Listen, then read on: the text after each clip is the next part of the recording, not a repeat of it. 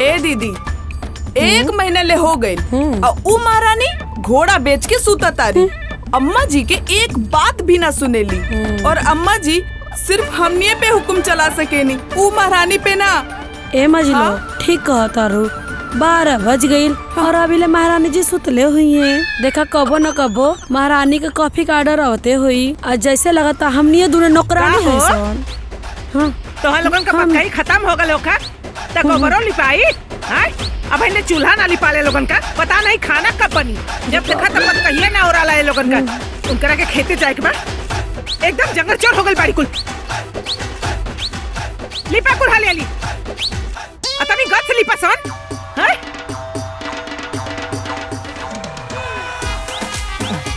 हम तो यहनी से उपजिया गल बाड़ी एकदम पता नहीं का होई ये लोगन का। अब मेरी वो कॉफी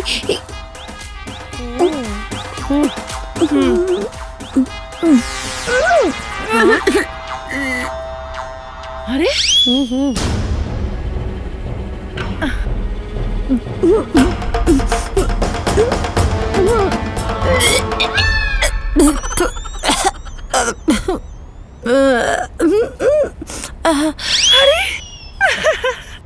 अरे जी, अरे जी का भाई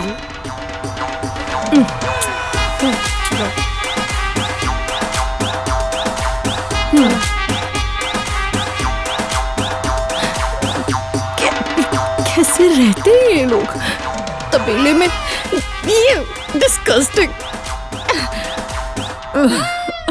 वैसे तो ये दुनिया 2025 में चला था, लेकिन ये गांव आज भी कहीं 90 के दशक में ही अटकल बा।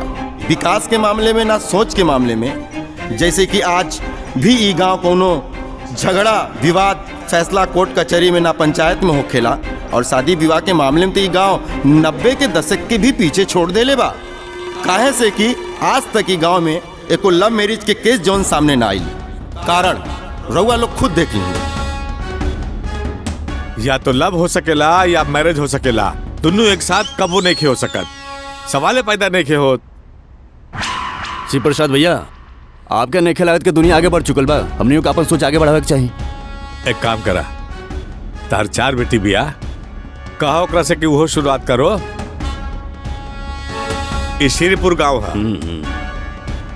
ये गांव पूरा जिला जवार में अपना अनुशासन और संस्कार के वजह से जानल जाला। लव विवाह जैसन असंस्कारिक कार्यक्रम ये गांव में कबो नहीं हो सकत। प्रधान जी का भाई?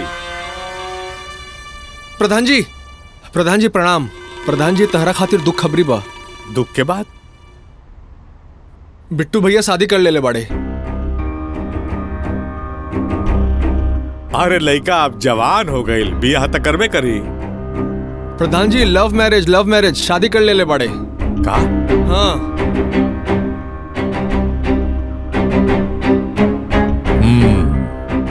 गांव में ही अनर्थ ना हुए देव।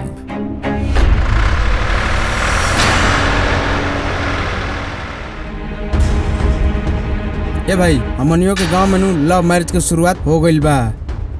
बिट्टू भैया बानू लव मैरिज शादी करके लेके होता, हमू अपन स्वाति से लव मैरिज बियाह करब। ए स्वाति हमारी है,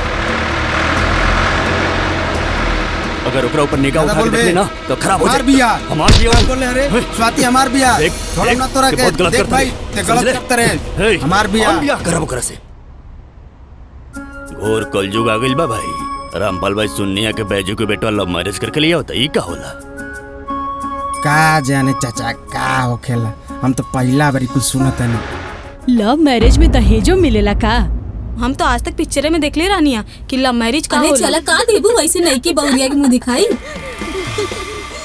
नई की सड़िया निकाल ली का।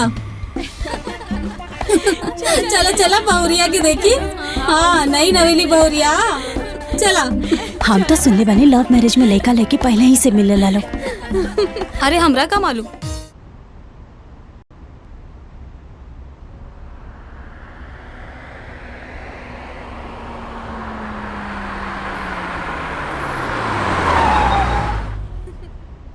हे डी बाबा, कुल नजर गुजर हवा डैया सब उतर के जाए हर।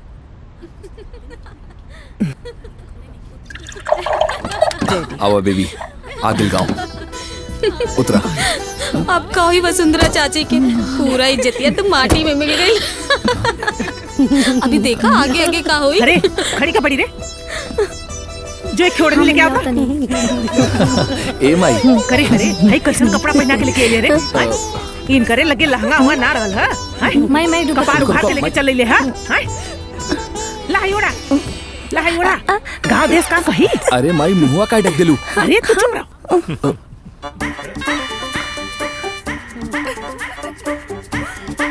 लाई ओड़ा उखाड़ के बार माई चले लेके परेशान करते हो चली हर समय।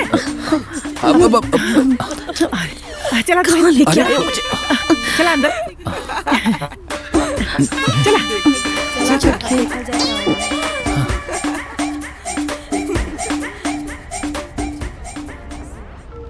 ए, हट।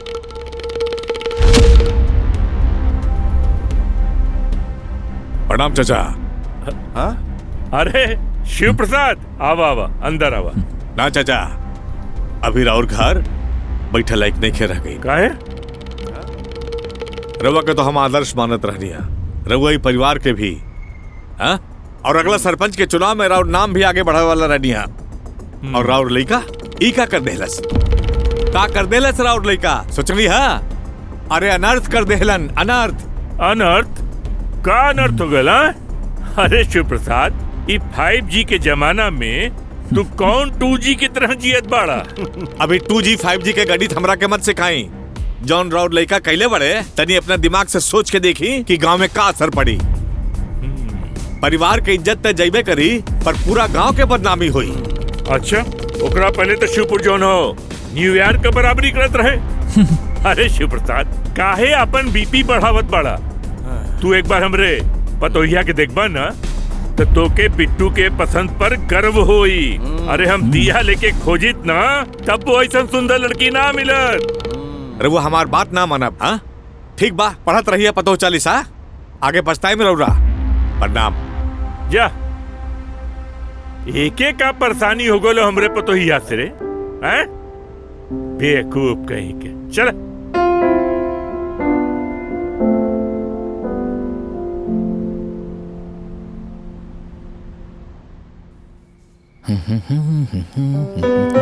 अरे अरे आराम से गिर जाएगा। आराम से।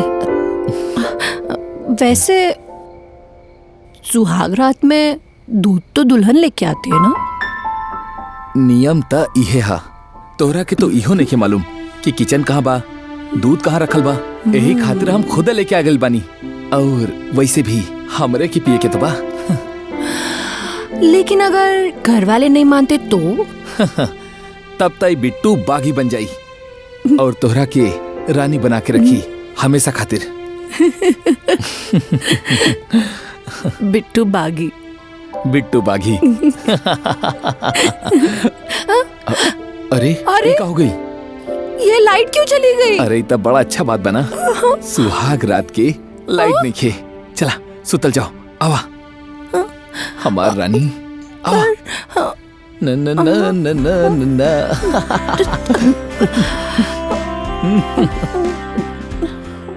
Good night. Good night.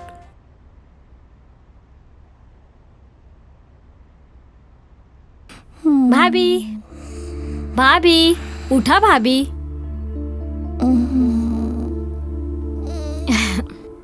क्या टाइम हो रहा? बिहान हो गई बा, उठ जा अभी। क्या टाइम हो रहा? सुबह के 7 बजे था। 7 बजे? इतना सुबह कौन उठता है यार? पूरा गांव वाला उठेला। रवा शहर में रह रही ना, यही खातिर 7 बजे भी भोर लागता। ली गरम गरम चाय पी ली, एकदम नींद भाग जाई। ली एक काम करो, ब्लैक कॉफी विदाउट शुगर ले आओ। करिया कॉफी? अच्छा ठीक बाटे, ला तने भाभी।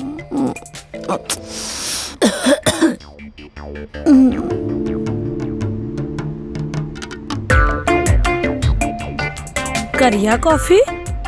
करिया कॉफी? हाँ, कहा तरी कि हम चाय ना पियनी, करिया कॉफी लेके आवा। ई करिया कॉफी बनेला कैसे? हमके का मालूम, ना हम कभी बनौले बानी ना पियले बानी।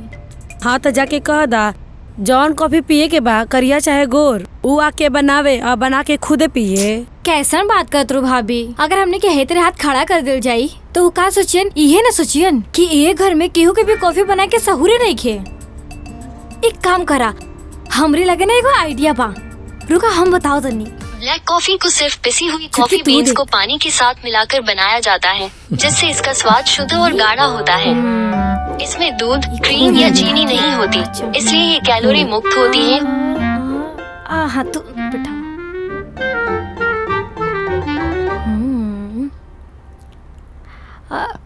आराम से, आराम से। हाँ ये रखा, पानी डाला, पानी।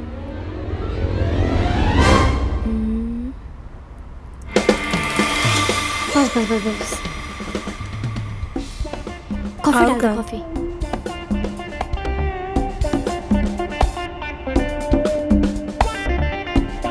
ई तो चाहो बनावे से आसान बा।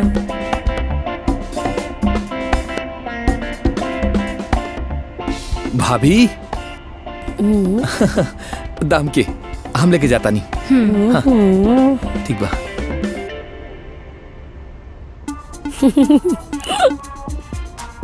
अच्छा बना रहा ना कॉफी? वो तो पीहन तब ना।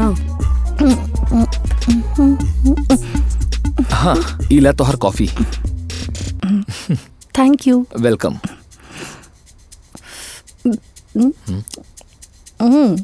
ये चाय वाले बर्तन में बनाई है क्या? बिल्कुल, काहे? इसमें से स्मेल चाय की आ रही है, और मैंने बोला था ना नो शुगर, इसमें तो थोड़ा थोड़ा शुगर भी है। हमारा गांव के चापाकल में मिठास पानी होला, यही खातिर। चापाकल? चापाकल हैंड पंप। अच्छा। दुल्हीन, ए दुल्हीन, अरे अभी तू तैयार ना भइलू हो? तो के पता बा ना कि आज तोहर मुंह दिखाई के रसम बा। अकुल मेहरारू आके बैठ गल बाड़ी। आए जल्दी से तैयार होके आजा, आओ जल्दी। एक बात नहीं समझ में आ रही, ये सब शादी के बाद वाली रस्म कब खत्म होगी? और एक मिनट, ये मुंह दिखाई क्या होता है? मुंह दिखाई में मुंह देखल जाला। Very intelligent. हाँ, मुंह दिखाई के नाम से समझ में आता है कि मुंह देखा जाता है। होता क्या है इसमें? एमे आस पड़ोस के औरत आई हैं और तोहर चांद सा चेहरा देख के तोहरा के गिफ्ट में पैसा दी हैं। रियली? हाँ। वाह, मुंह दिखाई में पैसा मिलता है? हाँ। फिर तो दिन भर मुंह दिखाई करो। और बहन, पतो मजे में बा ना तोहार? ठीक बाड़ी। सेवा करत बा ना? हाँ भाई, करही के चाही। आए और तोहा लोगन मजे में हाउ ना? अरे हाइला लोगन चाय पानी करा लोगन। ली अरे अरे दा नौ लोगन अम्मा लोगन के नहीं अम्मा जी। आपो ली नमकीनो ली अम्मा जी। दा हर दा ले रे, सब कोई के दे देता। ला चाची, पी ले ही रहुआ लोगन चाय। बड़ा निके निके से बियाह शादी कुल बीत गए। हाँ भगवान हमके बड़ा निके निके पार कर देना। अब एक के बिटिया बिया वो पार हो ही जाई। रहुआ लोगन के आशीर्वाद से 2-4 दिन बीत जाए दी, बाकी अपन रंग ढंग तो दिखाई करी। बाबूजी कहत रहना हा कि इतना संस्कारी पतो दिया बार के खोजलो पर ना मिल। हमरो यह विचार बाहो। आ गई रर पतो। अरे गांव को इतना संस्कारी ना होखिया हो जितना हमार पतो शहर में रह के सीख के आइल बिया। जल्लू तू अपने पतो का सोच। अरे काहे हंसत हो लोगन हो? हाय ए बहनी का भइल, काहे हंसत बाड़ू लोगन? हाय सासू बतावा ना। अरे कॉफी। अरे अरे बहनी, अरे दुल्हन, अरे तू का पहन के आ गेलू हो? हम कहले रहनी है ना कि अब साड़ी वाड़ी पहन के बढ़िया से आइया। आज तो हर मुंह दिखाई के रसम हो। आए अरे तूने मेरा जा साड़ी पहना के लेके आवता। जा साड़ी पहन के आ जा। अरे चलो बेबी जी। अरे बतौली ना अपने भौजी के। अब अरे बहनी, अरे शहर से आयल बिया ना, अब नया नोहर के निया बिया ना, ओकरा के ना मालूम बा कि कैसे रहल जाला। अब धीरे धीरे रहत सीख जाइहन। ए मजिलो, हमनी के घर में तौलिया पहन के तो मर्द लोग भी ना घूमेला, और आज हमनी के घर में बहुत अजीब घटना हो गई बा। हाँ सही कहा तारू। याद बा एक दिन हमनी के नाइटी सूट पहनले रहनी तो अम्मा जी कितना चिल्लात रहनी है और आज तक हमनी के पहनने न देनी और आज ऊ तौलिया में घूमत आ रही। हम तो बेबी जी के ना अम्मा जी के मुंह देखत रहनी है। हमू अम्मे जी के मुंह देखत रहनी। पूरा गांव के सामने मुंह चोखा हो गए ना देखलो तू। और देखे के तो अब ई बा कि हमनी के साथे तो ऐसे करत रही। अब अपने सबसे छोटकी पतों के साथे का करेली। मजा तो देखे में अब ई आई उनकर छोटकी पतो उनकर साथ कैसन बर्ताव करत आ रही। मजा आई।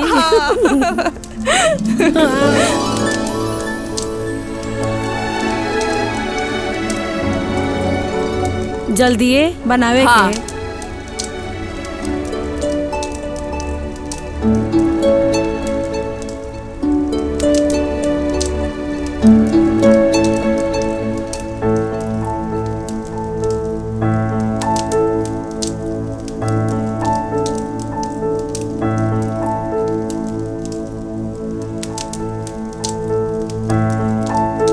काल तो उनके काला कॉफी चाहत रहल। काला कॉफी। बाबूजी हम सोचता नहीं कि बैटरी वाला एक सौर ऊर्जा लगवा दे भैया। आजकल लाइट का बड़ा झमेला रहा। का विचार बा? ठीक है लगवा दे। और ओकर बिल तार बाबूजी भरिया ना। अरे माई ओकर बिजली के बिल ना आवेला, वो धूप से चार्ज होला। और तो और सरकार के ये स्कीम चलता और जे भी अपन घर पे सौर ऊर्जा लगाई ओके सरकार सब्सिडी भी देवेले। हाँ अच्छा सब्सिडी मतलब समझ लू का जी? छूट मिलेला। सरकार ऊपर छूट देवेला। तू एक काम करा, तू बिजली घर चल जा और यहाँ का बिजली कनेक्शन में कटवा दिए घरे का। बिट्टू बिट्टू अरे लाइट क्यों नहीं है? अरे घर में इन्वर्टर नहीं है क्या? और कमरे में इतनी ठंडी है, हीटर भी नहीं है। बिट्टू। हाँ बाबूजी। बिट्टू। हाँ बाबूजी। हाँ हाँ हाँ। अरे चला। अरे बाहर का बोले की जरूरत बा। चला अंदर चला। कहाँ? अरे सब अंदर चला। नहीं तुम झूठ बोल रहे हो। अरे चला पहले तू अंदर चला। अरे बिट्टू अकमाई एके समझावे लू ना। चार लोग बैठल रहन त कैसे घरे के बाहर आवल जाला? हम समझावत बानी। का देखत हो? अब तू लोन का खड़ा हो गया। चला अंदर। ज्यादा बुलबा। अच्छा चाचा लाइट आ गई। फिर जब लाइट कटी तब आई। मतलब यहाँ करो तमाशा होला का कि लाइट जाई त यहाँ जाइबा और लाइट आई त घरे चल जीबा? चला भाई चल। खाना वाना खाई जा। बड़ा रात हो। चल हमारे संगे हमार घर चल। अरे चल हमारा साथ चल। ओकरा संगे कहां जाता रे? ई लोग के जेबू लाइट आ गई पढ़ाई लिखाई हुई और पढ़ा लिखा के तो दवाई हो गई के रात हो गई लो। चल चल ठीक है बाबूजी। चल सुना जी बाबूजी। जोन भी सोलर पैनल लिया है ना देख तक के लिया है। हाँ बाबूजी। आज तक जोन भी चीज लेके आवाला घरे में पड़ल रह जाला। बाबूजी अच्छा ही लेके। बाबूजी हम सोचे थे हम चल जाई। हाँ तो ये तो बड़ा बुद्धि होता है। बाबूजी बड़ा कमाल करेला तू।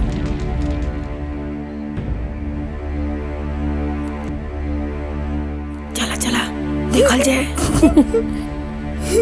अरे बिटुआ हाँ अपने मेहरारू को समझा दे बुझले। अब उठे अत्याचार कर दिया। अरे माई हम ओकरा के अच्छे से समझा दिले बानी। अब वो जाड़ा के शिकायत ना करी। अरे जाड़ा का बात नहीं खे। आओ दीना मुंह दिखाई में नाइटी पहन के चला लिया। अब ओ दीना तो चला मेहरारू रहनी से कोनो बात नहीं खे। बाकी आज तो हर तक कह देले सु। अरे ओके कपड़ा से कोनो एलर्जी पका रे। अरे अंदर तो अंदर और बाहर ढंग से अपन शरीर नहीं खे ढकत। हम अपने नैहरे में बहुत लाड प्यार से पालल पोसल रहनी, लेकिन यहाँ ससुराल में आके यहाँ के तौर तरीका से रहता नहीं। रहिए के पड़ी दीदी। अम्मा जी जितना अपने छोटी बहू के बर्दाश्त करा तारी उतना हम दोनों जन के थोड़ी ना बर्दाश्त करिए। सही कहता रू मजल को। चला खाना बनावल जाए। सुना अच्छा माई तू चिंता मत करा। हम ओकरा के सब समझा दे। अब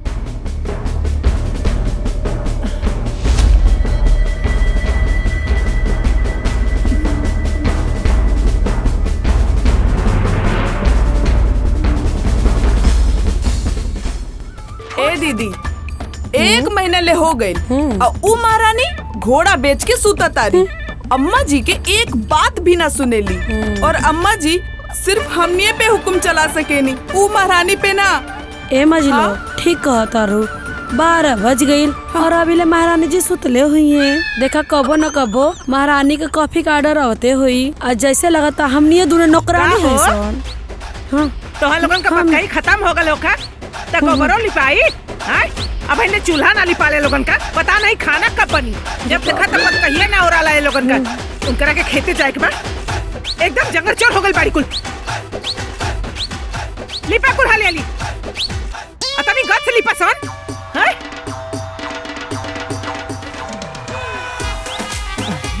हम तो हनी से उपजिया गल बाड़ी एकदम, पता नहीं का होई ये लोगन का। अब मेरी वो कॉफी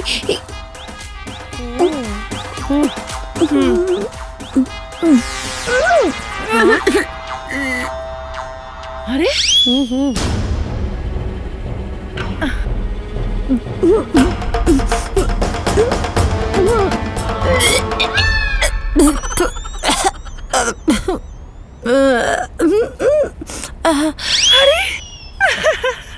अरे जी, अरे जी का भाई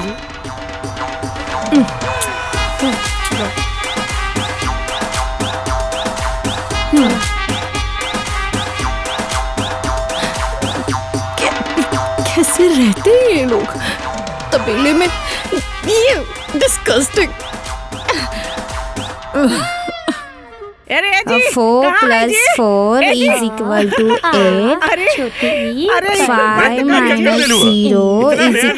= 4। अरे पुराना खबर छोड़ी, अरे हमरा लगे एगो ताजा खबर बा, बहुत बड़ खुशखबरी बा। अरे अरे वो दादा बने वाला बानी जी। दादा? अरे हम तो पहले से ही दादा बानी। अरे टिंकू और पिहुआ का दादे नहीं। रहुआ तीसरी बार दादा बने वाला बानी जी। अब हम दादी। अरे फिर से ना बाबूजी ऐसा तो कोनो बात ना। अरे बाप बने वाला बा।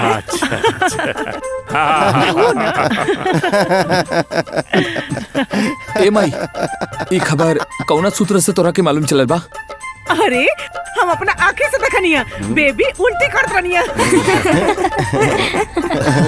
अरे ऊ तक काल रात के खाना पचल न होखी। ओ अरे एक्सक्यूज मी ये क्या बकवास डिस्कशन चल रहा है मेरे बारे में? ओ हेलो हीरो, मुझे कोई इंडाइजेशन से उल्टी नहीं हुई है और मैं कोई प्रेग्नेंट भी नहीं हूँ। अब वो लैट्रिन की स्मेल से मुझे वॉमिट हुई है। अच्छा अरे हक के फिर लैट्रिन के दरवाजा खोल के आगे रहले का है? ना बाबूजी दरवाजा तो हम ध्यान से बंद के ले रहे, लगा था कि हवा के झोंक से खुल गई। नो वो नहीं, अरे मैं वो जानवर की लैट्रिन की बात कर रही हूँ। वो दोनों लेडीज हाथ से पूरे घर में फैला रही थी वो। हे माई इंसान होके या जानवर, अंग्रेजी में गोबर के लैट्रिन के कहल जाला। हाँ, करेक्ट। देखनी अरे एकर हिम्मत कैसे भई? गाय के शुद्ध गोबर के लैट्रिन कहे का? अरे तो जानवर के लैट्रिन को लैट्रिन कह दिया तो इतना क्या गलत लग गया? इनका से कहा था जो ना गोबर से ढेर गिना पड़ी ना, एक दिन वह गोबर लिपे के पड़ी। आदत डाल ले। एक्सक्यूज मी, वो लैट्रिन को तो मैं अपनी चप्पल में ना लगने दूं, अपने हाथ में लगने की तो बहुत दूर की बात है। खाली गोबर है ना तो से खेती बाड़ी खोल कर आई बुझलो, बाहर को लगने नहीं भूलवा दे। ओ हेलो, मैं इस घर की बहू रानी हूँ, कोई नौकरानी नहीं। अपने जैसे स्टूपिड समझ रखा है क्या? डिस्गस्टिंग। ओ हीरो चलो अंदर। अरे बिटुआ हाँ स्टूपिड का होला रे? अरे माई स्टूपिड माने बुद्धिमान, शक्तिमान, अंतर्यामी। वो तो हम बतले बाड़ी है, देख लीजिए हमारे बताओ कितना तारीफ करती है हमारा। अरे तोहरे कहाँ से पड़ा रे? करे कहाँ से पड़ रे? अरे दादी चाचा तोहरा से झूठ बोल रहे हो। स्टूपिड के मतलब बुद्धिमान ना होला। का होला? स्टूपिड मतलब मूर्ख।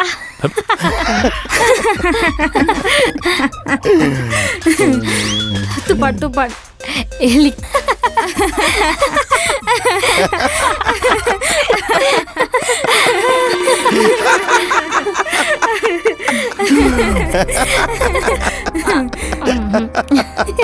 बटर जमीन के जोन कागज बा तोहनी के ओकर जितना नक्शा बा तहनी लोग के पास वो तो पुरनका होई।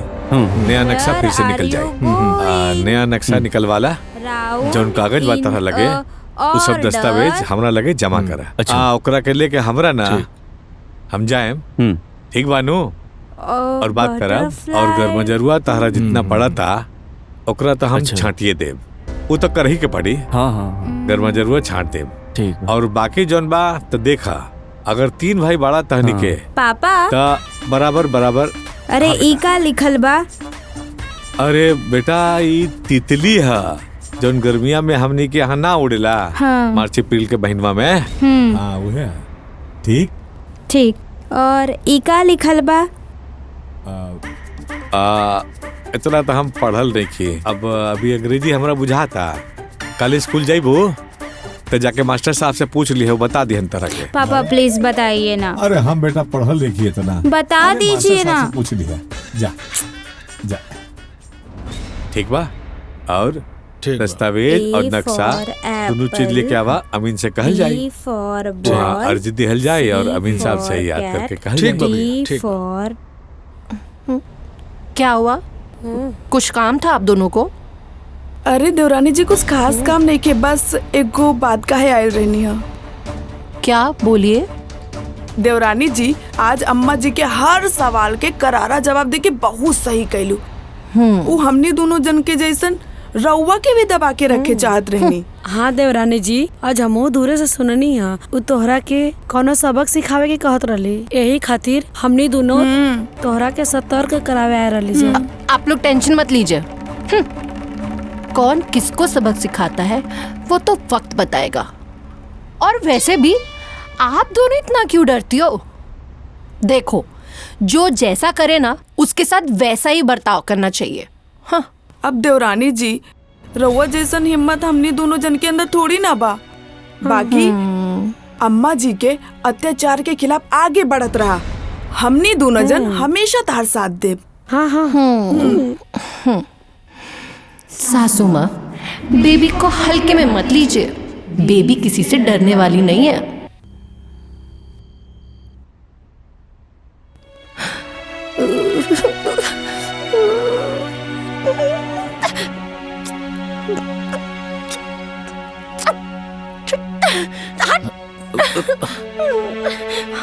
अरे का भइल? देखा हमरा की बेडरूम में हीटर चाहिए तो चाहिए। इतनी ज्यादा ठंडी है कहीं मैं इस ठंडी में मर न जाऊं। अरे मरे तोहार दुश्मन हम बानी ना। तोहार हीटर मुझे नहीं चाहिए हीटर। मुझे असली हीटर ला करके मेरे रूम में दो वरना तुम्हें अपना दुश्मन बना लूंगी। देखा जौन शादीशुदा होखेला ना ओकरा के ज्यादा ठंडी ना लागेला और थोड़ बहुत लागो गई त चिंता का कोनो बात नहीं है। 5 किलो के रजाई हो ना। मुझे अगर पता होता कि तुम इतने कंजूस हो, अगर ये मुझे पहले पता होता तो जिंदगी में तुमसे शादी ना करती। जैसे तुम वैसे तुम्हारे परिवार के लोग। परिवार? बिल ना भरना पड़े इसलिए नहीं ला रहे हो ना, इसलिए बहाने कर रहे हो ना। अरे सुना एक कुछ दिन के ही बात बा। अब आई देखाई सर्दी के मौसम बा ओकरा बाद गर्मी आई और ओकरा बाद बरसात आई। फिर बरसात के बाद काई। अच्छा ठीक बा तू परेशान मत होगा। अब आई सुजा हम कुछ ना कुछ इंतजाम कर दे। ठीक बा भाई सुजा बेटा ओढ़ा ला ओढ़ा ला ओढ़ा ना सब ओढ़ा सुजा।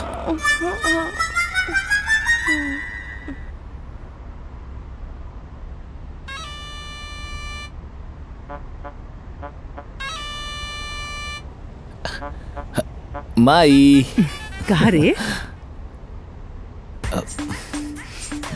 माई इस साल ठंडी कुछ ज्यादा ना होता?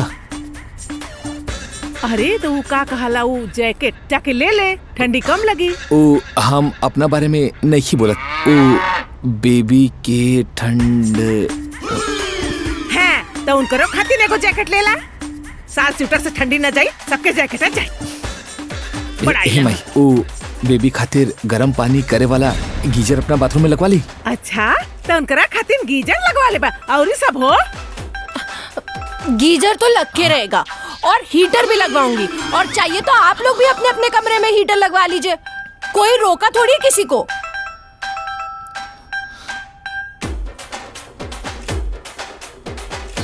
ए माई थोड़ा सुना ना, दहेज तो बिलवाइए देला, अब ये महारानी के फरमाइश के चक्कर में ना कुल बेचवा दा। जा जाके बाजार से हमारी दवाई लेके आओ बीपी वाला, तो हलोन के चक्कर में ना हमारी बीपी जरूर बढ़ जाई। ए माई थोड़ा सुना अब ना। एक बात मत बोलिए, जो बाजारे जाके हमारी दवाई लेके आओ। अरे हम कह दे ना जो दवाई लेके आओ, एकदम मत बोल जो।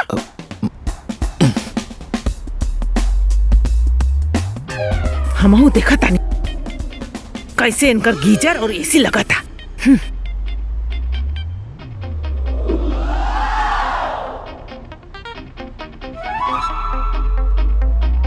ए, मन लगा के पढ़ा समझ लो, 17 का पहाड़ा याद हो जाए कि चाहिए शाम तक। तू जोड़ा के आओ पीछे आओ पीछे आओ, ई आओ पाँच- पीछे आओ अरे? आओ आओ आओ ई का अगल हो? आओ आओ। ए बाबू ई सामान कहाँ से आइल बा? चाचा जी आपके छोटकी बहुरिया के घर से आइल बा। छोटकी बहुरिया के घर से? हाँ। अरे सुने तारो, तनी बारे आवा, का करत बाड़ा अंदर रहबा दिन भर? हैं? देखा ये लोग का लेके आलू छोटकी बहुरिया के घर से हैं? उतरवावा धीरे धीरे। ए उतरवावा समझ सब। उतरवावा सब लोग। हाँ। उधर का ध्यान दा, तू पारा याद कर बिल्कुल। हाँ आराम से बेटा। हाँ पढ़ा पढ़ा पढ़ा आराम से संभाल के ये सब रख दे, रख वाह बेबी के घर से आइल बा। खाली देख के पन्ना ना पलटे के ह, याद करे के ह। सुन ला। ओके ऊपर रख दे, ऊपर बड़ा सा हम सब पीछे वही जा, रखवा। ऊपर, हाँ ए संभाल के रख रख। हाँ टूटे ना। हाँ धीरे हाँ, धीरे। हाँ। हाँ ठीक बा बाबूजी। हाँ वो उतारो। सब ठीक है। कहो ई हाँ, कुल का हाँ। बा? अरे छोटकी बहुरिया कैसे दहेज के सामान आल ह, और क्या? अरे आराम से बेटा। क्या हो देखा? हाई देखा, वाह हीटर हो, वॉशिंग मशीन कुल तो लौका तो हो। वाह ए दुल्हन! ए रुक जा तू लोग रुक जा। मलकिन का मूड ठीक नहीं खे लगत हो, रुक जा। ई कुल का बा हो? हाँ? आपको डेफिनेटली पता है इसलिए आप चिल्ला रही हैं। हम कहला रहनी है ना कि ई कुल हमारे घर में ना लगी। और मैंने भी कहा था ना कि मैं लगवा के रहूंगी। हाँ तू लोग पढ़ा चल तू लोग पढ़ा। भैया ज्यादा क्या सुन रहे हो, चलो उठाओ सामान और उठा के लेकर जाओ। ऊपर से राइट से पहला कमरा, रख दो सारा सामान यहाँ पर। खबरदार, अगर क्यों तो एक कदम बढ़ूला तो हमसे बुरा क्यों ना हो यहाँ। अरे आप तो ऐसे बोल रही हैं जैसे मैं बम लगवा रही हूँ अंदर। ए बड़की दुल्हन, जो मिट्टी के तेल लिया था आज कुल ना फूक के राख कर दे। ए भाई जौन रास्ता से आइल बाड़ा उहे रास्ता वापस चल जा, वरना खामखा गीजर के साथे तुम लोग पिसाजी। जा भाई बेचारा। मुझे तो समझ में नहीं आता कि मैं कुछ भी करूं, मेरी उस हर एक चीज से आपको प्रॉब्लम क्या होती है? आप चाहती क्या है? हटावा ले जा। जो हम चाह हुए हो, बुझली? जल्दी करा।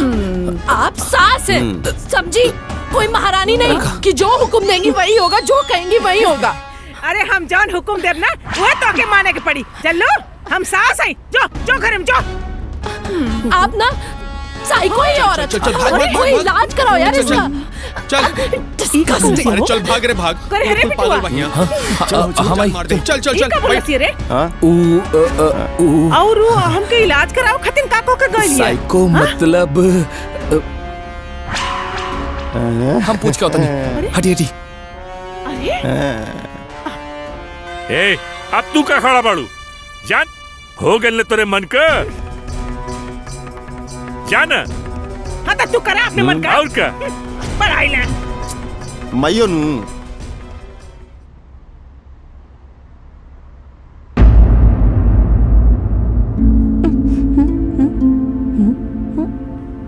तुम्हारा दिमाग ठीक है कि नहीं है? मैंने पानी मांगा तुमसे? है? नहीं ना?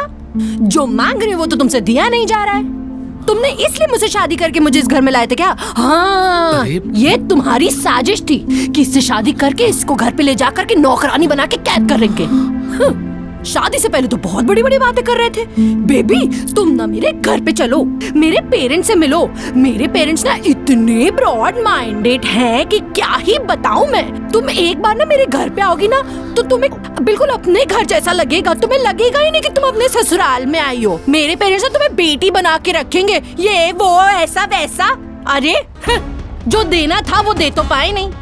क्या मांगा था मैंने? एक हीटर ना। तुम अपने घर में क्या दे सकते हो क्या नहीं वो मुझे दिख गया, सब दिख गया मुझे। जो मांगा वो तो दे नहीं पा रहे हो। अरे ऐसा क्या मांग लिया भाई मैंने? हैं? ऐसा क्या मांग लिया? एक हीटर के लिए बोला यार, एक हीटर के लिए 2-4 हजार की चीज के लिए बोला। पर नहीं, बाप रे, इस घर में महाभारत उस लेवल की हो गई जैसे मैंने इस घर में अपना हिस्सा मांग लिया। बताओ। देखो मुझे हीटर नहीं मिला, मैंने एडजस्ट कर लिया। उनकी जिद से मैंने एडजस्ट कर लिया, मैंने उनकी बात मान ली, मैं कुछ नहीं बोली। लेकिन बस बहुत हो गया। बेबी हर बात मान सकती है, हर चीज से कॉम्प्रोमाइज कर सकती है, लेकिन अपनी हेल्थ से नहीं। देख रहे हो ये देखो, ये मेरी तौल निकल आई है जब से मैं ससुराल में आई हूँ। छुपाए छुपाए घूम रही हूँ। देखो मुझे नहीं पता, मैं अपने हेल्थ से अपने फिगर से कॉम्प्रोमाइज नहीं कर सकती। मुझे कल से जिम जाना है तो है, बस फाइनल। जिम? हाँ जिम। अब ये मत बोलना कि हमारे गांव में जिम नहीं है, क्योंकि मैंने सब पता कर लिया है कहाँ है जिम। हाँ। आई पड़ी चोर कहीं के।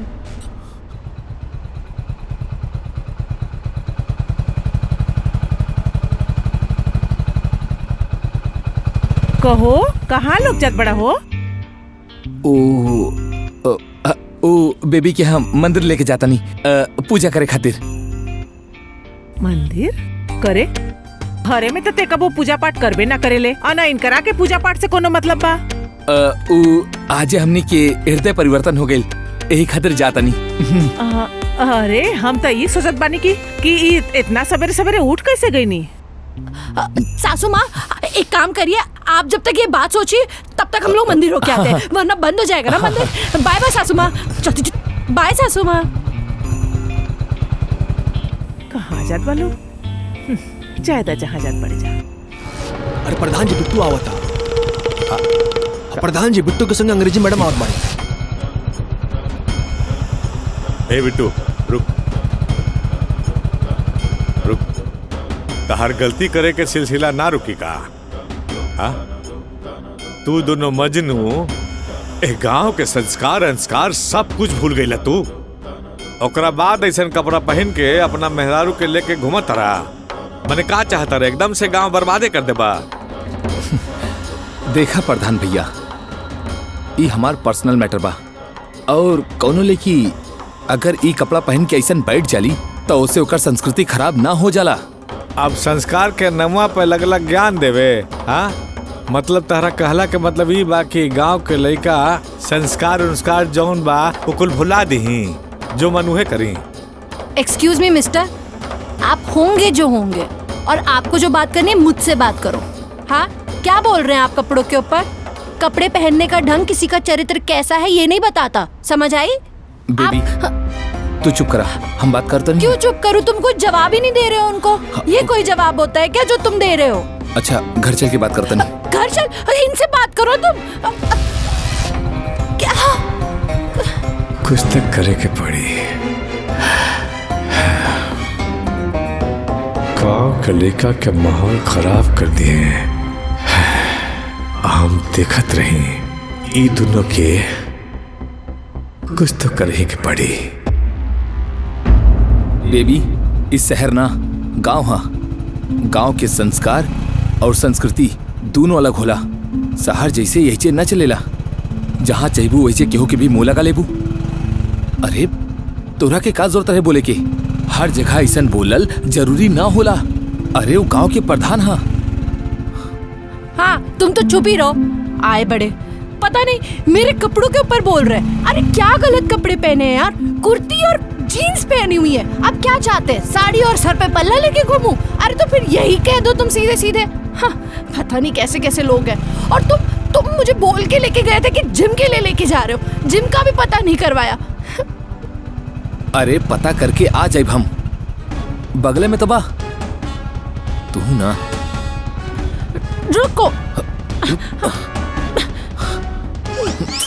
अरे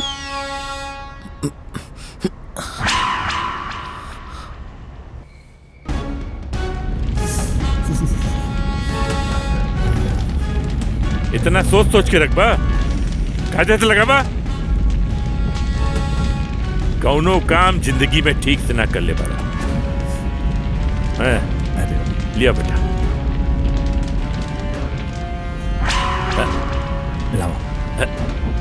का होई? पास्ता। पास्ता? पास्ता का होला? अरे घुगनी उगनी लिया वे चाट रहल। ई पास्ता के बनेले बा घरे में? हैं? चाची। अच्छा, उनकी और कुछ बनावे नहीं आवेला, पास्ता बनावे आवेला है। रख पानी रख, जो यहाँ इतना बड़ा पैंट, इतना बड़ा शर्ट केकर पहन ले बाड़ी हैं? जो जाके अच्छा से कपड़ा पहन जो। अरे बिटुआ, अरे का पास्ता बनैले हुई सब टेस्टी बा। बिटुआ, अरे बिटुआ। हाँ बाबूजी। पास्ता पास्ता आज नाश्ता बना है। जी बाबूजी। का है सब? यही तब पास्ता बा। हस्बैंड, पूरा शहर कहो गल बाड़े सुना, पूरे गांव में जौन हो ना, हमके नजर नीचा करके चले के पड़ेगा। शहर जाते बस तोरे मेहरारू का बुराई सुनत है। समझेबा ओके? गांव का तौर तरीका समझेबा कि घरे का बदनामी करेबा पूरा गांव में।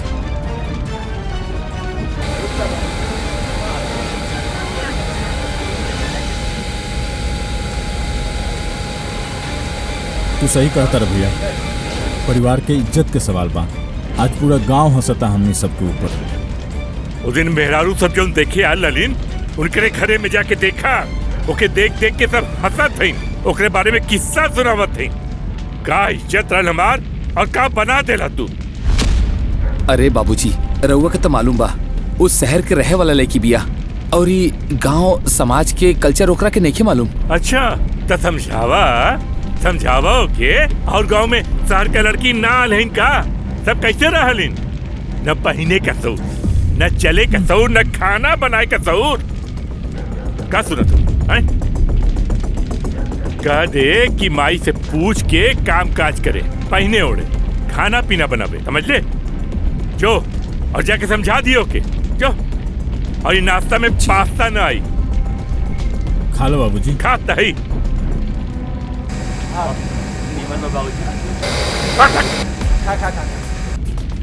कैसे न रही है? हम कितना अच्छा लगा।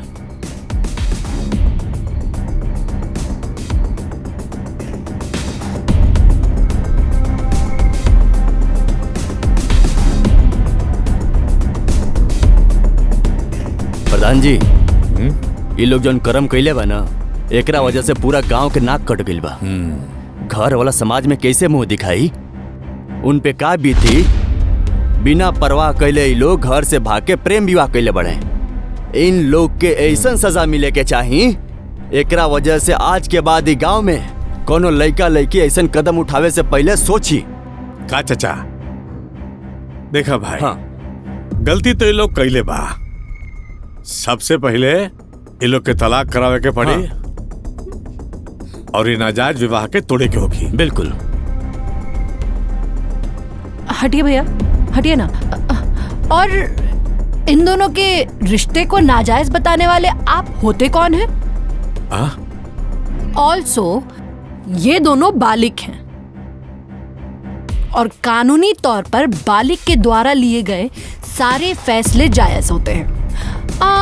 अनटिल एंड अनलेस आप अपने आप को कानून से ज्यादा बड़ा मानते हो तो वो तो पता नहीं। ई के बाड़ी हो? अरे उहे है जेकरा चलते हमने के ई पवित्र गांव में लव विवाह जैसन अपवित्र घटना घट रहल बा। देखा सबके जिम्मेदार तो यह बाड़ी। यह बाड़ी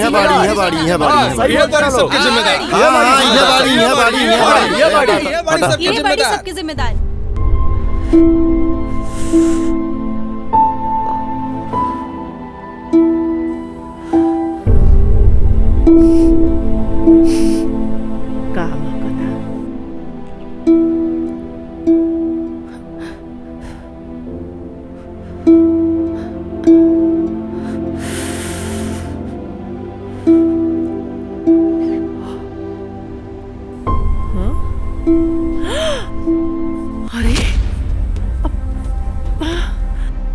अरे राम रे, ये कुल का हम देखता नहीं।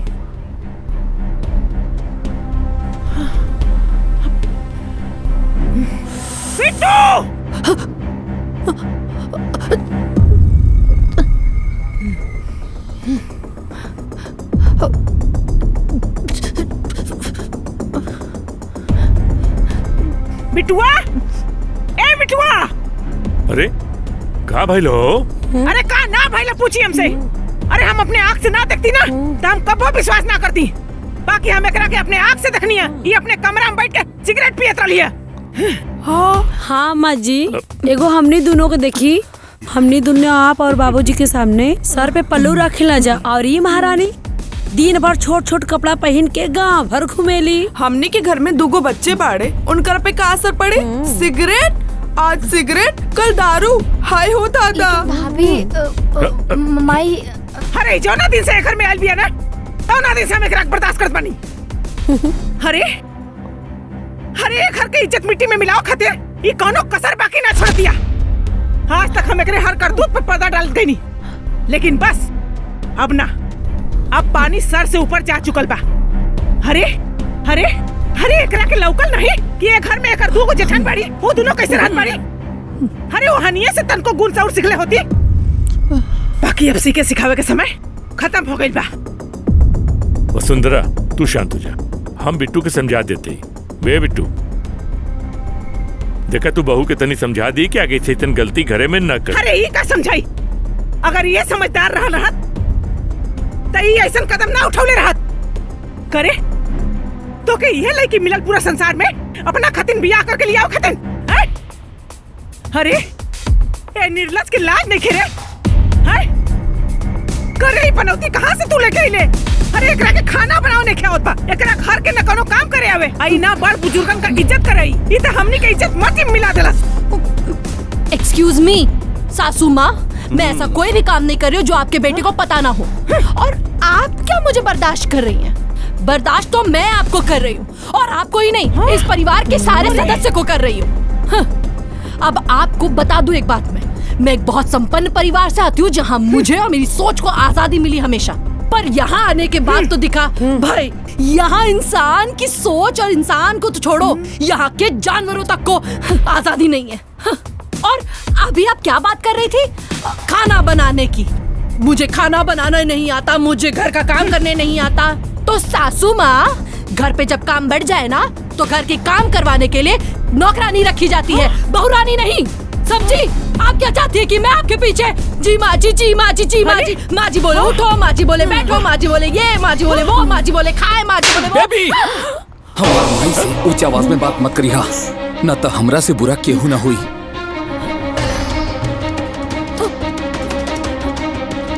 तुम्हारी हिम्मत कैसे हुई मुझ पे हाथ उठाने की?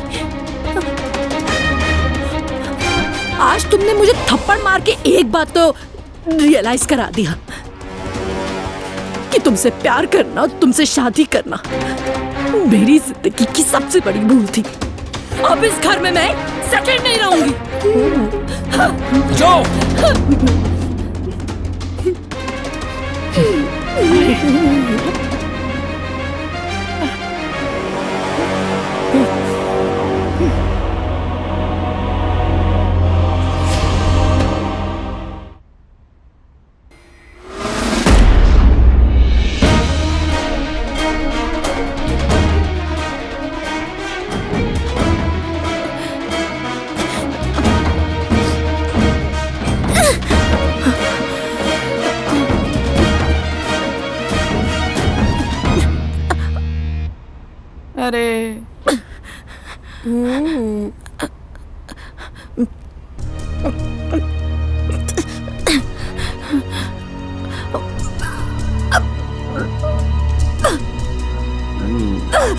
अरे बाप रे बाप। खड़ा रह।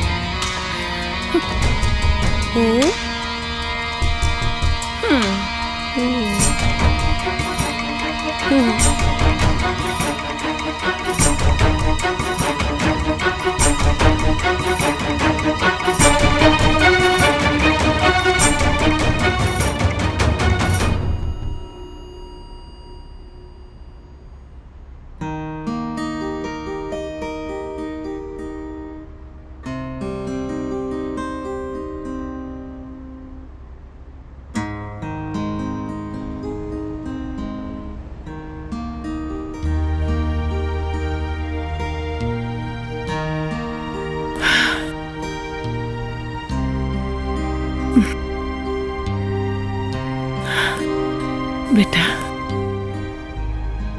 जब हम पहली बार सुननी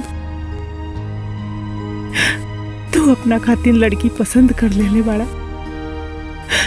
और ओकरे से बियाह करबा, तो तोके पता बा हम तोहार विरोध काहे ना कैनी।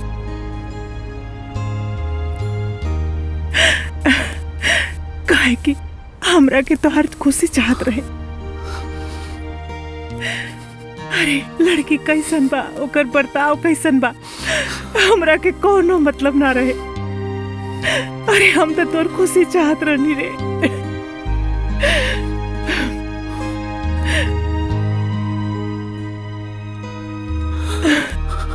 हमरा के सच सच बताइए, का तू बिगड़ैल मेहरारू पाके खुश रहले हा? अरे तोहार मेहरारू ए घर में जौन भी बर्ताव करत रहली है, का ओकरा के देख के तोके अच्छा लगत रहला? बेटा, बाकी आज जौन ए घर में भइल है वो ना होके के चाहत रहे। एगो औरत अपने पति के घर में बहुत अरमान लेके आवेले। बेटा, तो के थप्पड़ ना मारे के चाहत रहे बेटा।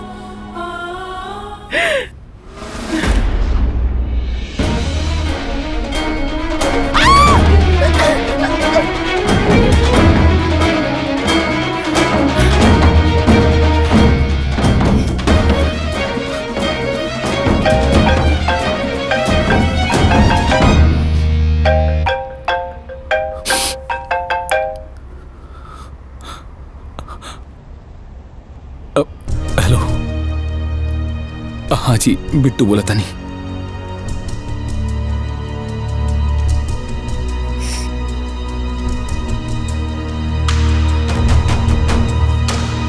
कहा?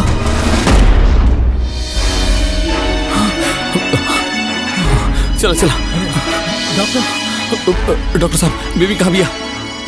हाँ, मैंने उनकी ट्रीटमेंट कर दी है, अब सब कुछ नॉर्मल है। सर और पैर पे हल्का चोट है, कुछ दिन ट्रीटमेंट करोगे तो नॉर्मल हो जाएगा। क्या हम मिल सकते हैं उनसे? नहीं, अभी आप उनसे नहीं मिल सकते, अभी वो रेस्ट में है, कुछ समय बाद आप मिल सकते हो। ओके, थैंक यू। भाई चिंता मत कर, सब ठीक हो जाए। सब ठीक कर दिया। चल भाई।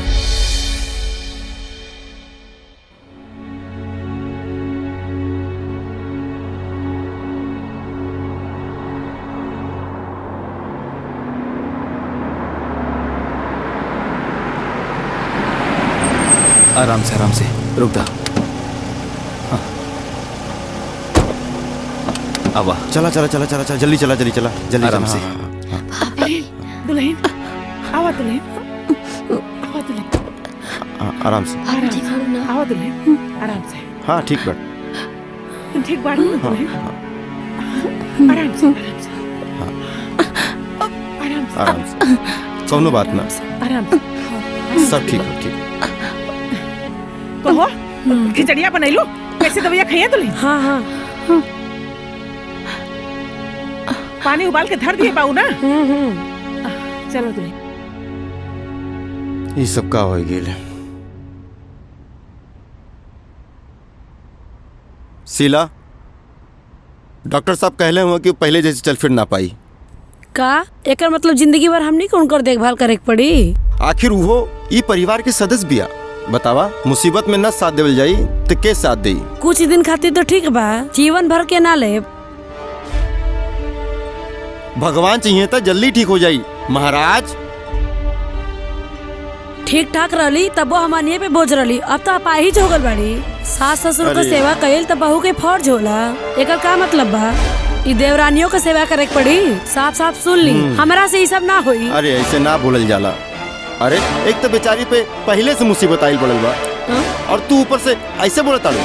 तका हम एकर जिम्मेदार बनी। सास ससुर जी से कह दी उनका खातिर नौकरानी लगा लेवे, और जिंदगी भर हमरा से ये सब ना होई। ये घर में खाली हम ही दिखिला ये लोग के। शीला,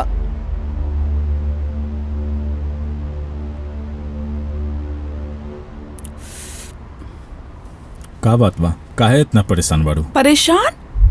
सोचले रहनी एक दिन वो अंग्रेजी मैडम के उनकर सारा आइटम छोड़ा दे, लेकिन वो खुद के पैर पे कुल्हाड़ी मार के सारा प्लान फेल कर देलस। ए, तू अपन सोच, अब फालतू में हमार माथा ना नोच।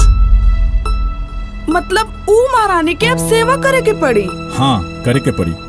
आखिर वो तो अपन परिवार के सदस्य बिया। हाँ? अच्छा, वो परिवार और हम?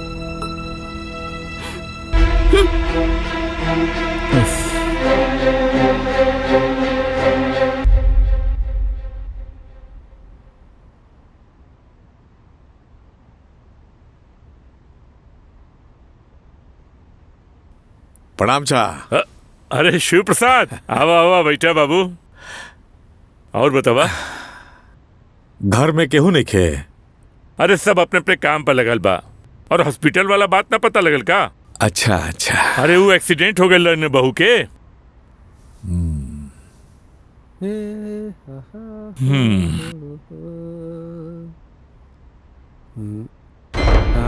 देखिए, अरे ये सब घड़ी में हमारा ये बात ना करे के चाहिए। रउआ हम इतने कहब कि कौनो बढ़िया लड़की देख के बेटवा के बियाह कर दी।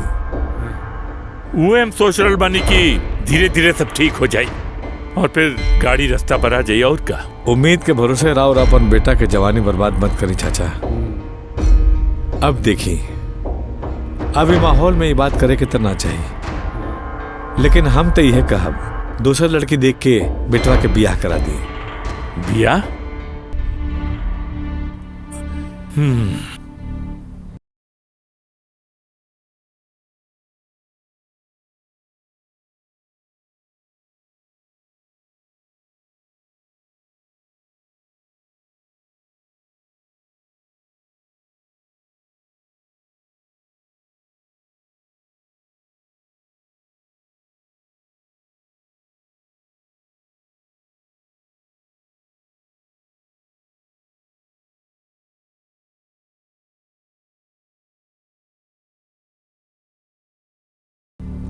ठीक बा चाचा, हम चले चले। हाँ ठीक है। प्रणाम। ठीक है।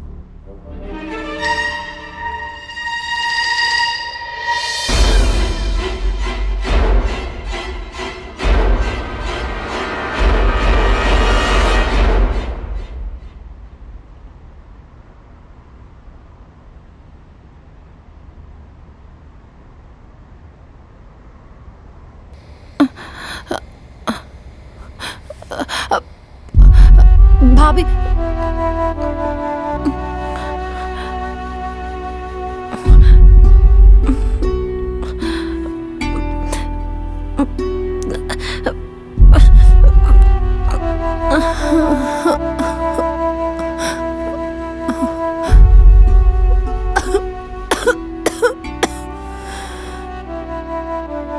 बेबी, का भइल? हाँ, का भइल?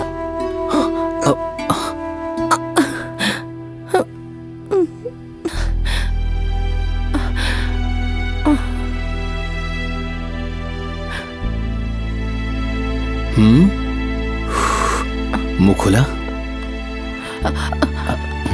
आपने खाना खाया? अरे तू हमार टेंशन छोड़ा, पहले तू खा, तोरा के जल्दी से ठीक होके के बा। मैगी हम बना के लिए नहीं, हाँ अच्छा बाकी ना।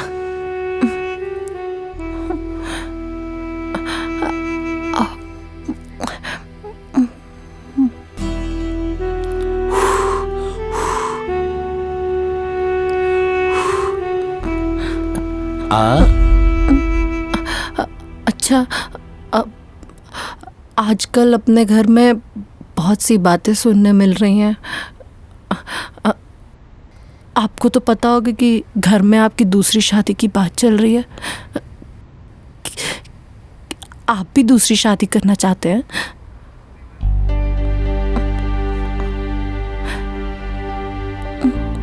घर में का बात चल रहा बा हमरा के नहीं मालूम। सच कही तो ई जन्म का अगला 7 जन्म तक तोहार पीछा ना छोड़े वाला बनी हम।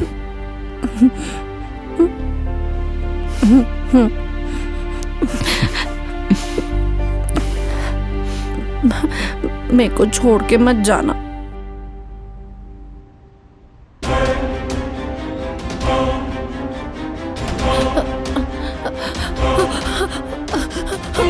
बिट्टू, बिट्टू, कोई है?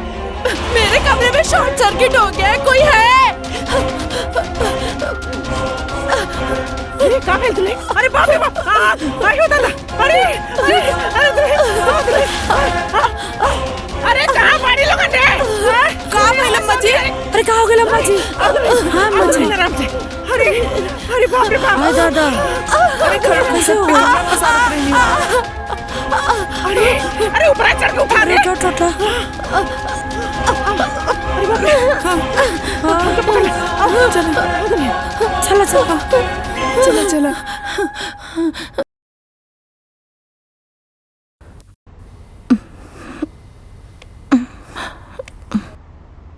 मम्मी, आप ये सब क्यों कर रही हैं? मैंने तो आपको इतना परेशान किया, गुस्से में ना जाने क्या कुछ नहीं कह दिया, फिर भी आप मुझसे नाराज नहीं हैं? काहे से कि हम तोहरे लेखा पढ़ल लिखल नहीं की ना। अरे हम स्टूपिड बानी ना। मम्मी, स्टूपिड का मतलब जो आपको बिट्टू ने बताया था वो नहीं होता। स्टूपिड का मतलब कुछ और होता है। हमरा के पता बा असली मतलब होकर। कैसे? जब वो दिना तू बोल के हमरा के चल गई, तब पिहुआ हमरा से बतौलस कि चाची ई कुल जौन बोलत बाड़ी ओकर मतलब मूर्ख होला।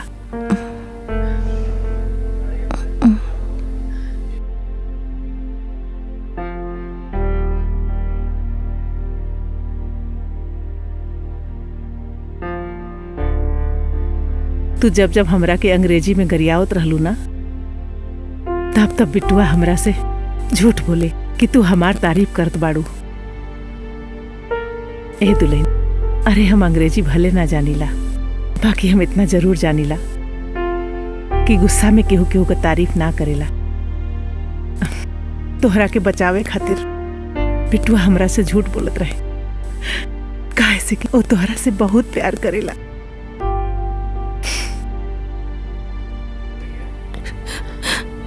अरे दुल्हन, रोत काहे बाड़ू? मुझे बिट्टू जैसा इतना अच्छा पति मिला, आप जैसी इतनी अच्छी सास मिली, इतना अच्छा परिवार मिला। अब तो मुझे ऐसा लगता है कि मैं ये सब डिजर्व ही नहीं करती थी। खबरदार जे आज के बाद ऐसा शब्द अपने मुंह से निकल लूता।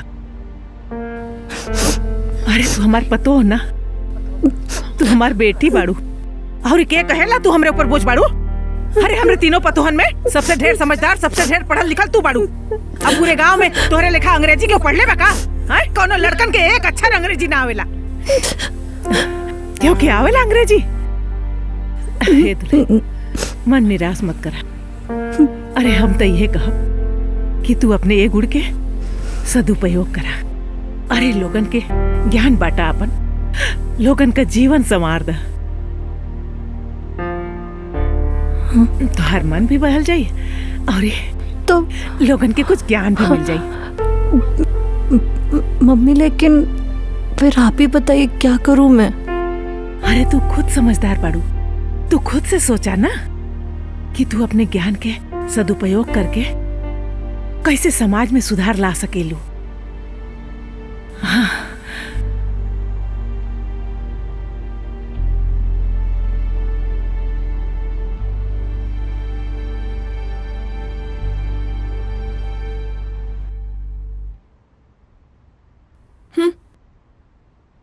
ए दीदी, आज देख लू है ना अम्मा जी उ महारानी के कैसे सेवा करत रहनी है।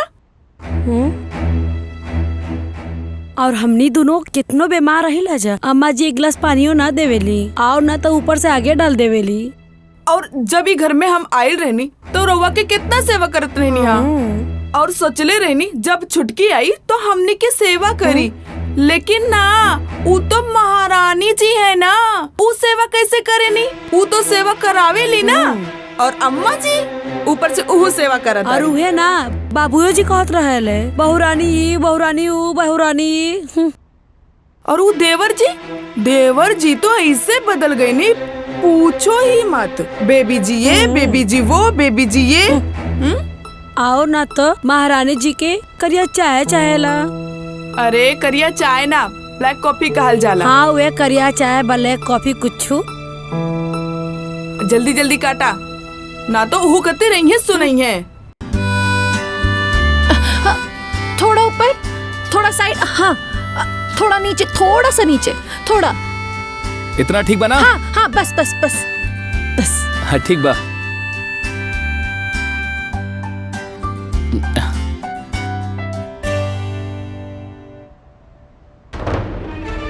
बेबी मिश्रा अंग्रेजी कोचिंग सेंटर, फीस मात्र 1 रुपया। 1 रुपया में अंग्रेजी। महंगाई के हिसाब से कुछ ज्यादा सस्ता नहीं खेलगा। सस्ता बा, बहुत सस्ता बा। हमारा तो कुछ गड़बड़ बुझा था। 1 रुपया में तो बनियो लमन चूस ना देवेला, और ये 1 रुपया में अंग्रेजी सिखाई है। हाँ, अंग्रेजी सिखाई है वो भी 1 रुपया में। का भैया, अगर रउआ पास 1 रुपया नहीं खे तो हमरा से उधार लेला। 25-25 पैसा करके हर महीना में उधार चुका दिया। पैसा तो बहुत बा बउआ, लेकिन जौन तू है नथले बड़ा नु सफल ना होखबा। अच्छा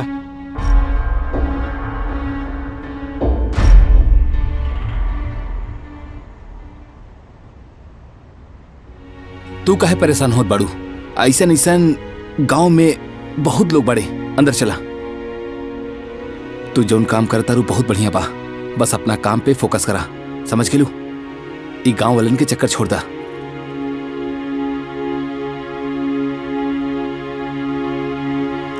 अरे दुल्हन, पता है कल के लिए सब कुछ सेट हो गया। कल फाइनली हमारी क्लास शुरू हो जाएगी। अरे दुल्हन, अब तू पढ़ावे शुरू ना कैलू, अब पूरे गांव में तोहरे चर्चा बा। अरे सबके मुँहे पर तो हऊ 1 रुपया वाला बा। सच बताई दुल्हन, हमरो हऊ 1 रुपया वाला मामला समझ में नहीं किया। मैं समझाती हूँ आपको। मैं लोगों से 1 रुपया फीस इसलिए ले रही हूँ ताकि उन लोग को ऐसा लगे कि वो पैसे दे के आ रहे पढ़ने, वरना लोग सीरियसली नहीं ले पाएंगे ना।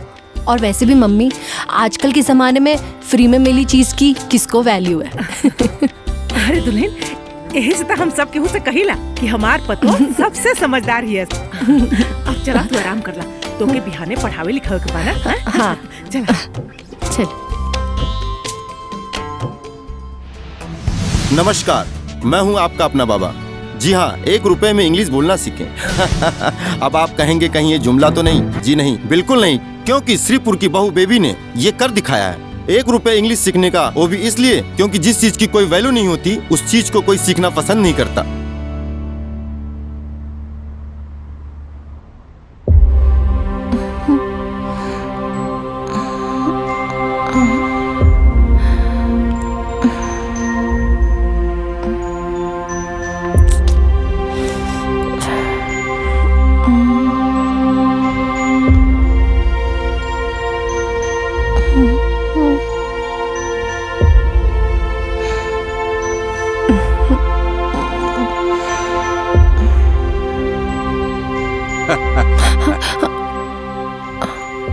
का हो मास्टर आइन, का भाई? केहू आइल ना और आए भी ना। माना तने कि गांव के लोग भोला भाला होला, लेकिन बेवकूफ ना होला कि अपना लड़का के भविष्य खराब करे खातिर हाई टुटपुंजिया ट्यूशन में भेज दिए और ऐसे ज्यादा बेइज्जती होके त चूल्हा चौके के काम सीख लिया, काहे कि उहे काम में आई तारा के ना। चूल्हा चौके के काम सीखा काम आई।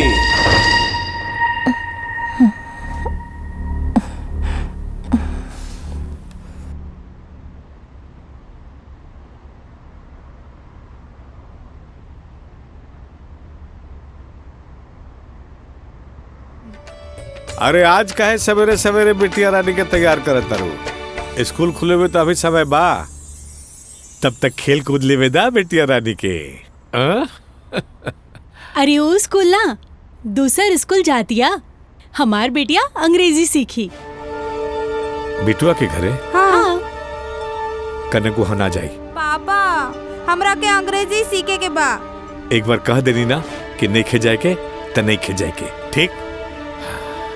दुनिया अपना बेटा बेटी के पढ़ावे खातिर का से का करेला, बाकी रउआ पढ़ाई से इनकार करत नहीं। कैसन बाप बानी? तारा से ज्यादा चिंता बा कनक के हमरा। अरे जब अंग्रेजी सीखही के बाद तो कोनो बढ़िया स्कूल में जाई, लेकिन वहाँ वो औरत के पास कबो न जाए, ठीक? माई हमरा के अंग्रेजी सीखे के बा। कोनो बात ना, हम कुछ करता नहीं, ठीक बा? ठीक बा। बच्चों, शिक्षा हमारे जीवन में बहुत जरूरी है। शिक्षित होना बहुत जरूरी है, इसीलिए मन लगा करके पढ़ना है। सब केहू हाथ जोड़िए। ओम अपवित्रः पवित्रो सर्वावसांगत जहस्मृत बंदरिकाक्षर शोभायंत्रः शुचे हे। हईली ही लो फूल पकड़िए, लेके चढ़ा दें। मंगलम भगवान शंभो मंगलम वृषध्वज मंगलम पार्वतीनाथ मंगलाय तनो हरे हे। हईली सिंदूर लेके चढ़ा दें।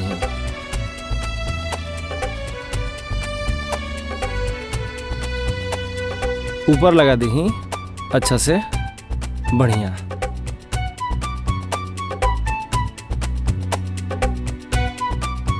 फूल और अक्षत ली और हाथ जोड़ के ध्यान करी। ओम गणानंदः गणपति गंगवामहे, प्रियानंदः प्रियपति गंगवामहे, निधेनंदः निधिपति गंगवामहे। बसो मम अहम जानि कृतं महतम जासि कृतं वम्बे यमिके यम्बालिके नमानि च नहस्यकृष्णपुत्रिकां गाम्बे लवासिनिम्। ओम भूर्भुवः श्रेणसंख्याभ्यां नमः। धूपं दर्शयामहे।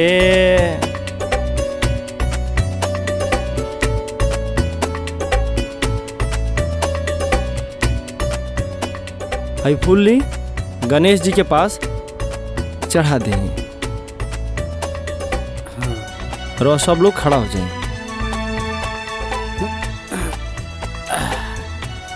हई नारियल ले और भगवान का नाम लेके यहाँ फोड़ी तो